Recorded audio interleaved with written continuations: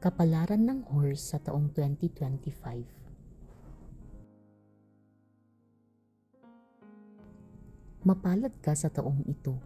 Isa ka sa ani ng mga grasya na hindi inaasahan. Maluwag ang pasok ng pera at masaganang buhay ang iyong matatamasa sa taon na ito. Ngunit kailangan mo ring mag-ingat sa mga gastusin. Kontrolin ang sarili pagdating sa pananalapi. Maganda din ang taon na ito para ikaw ay mamuhunan sa negosyo o lumipat ng trabaho.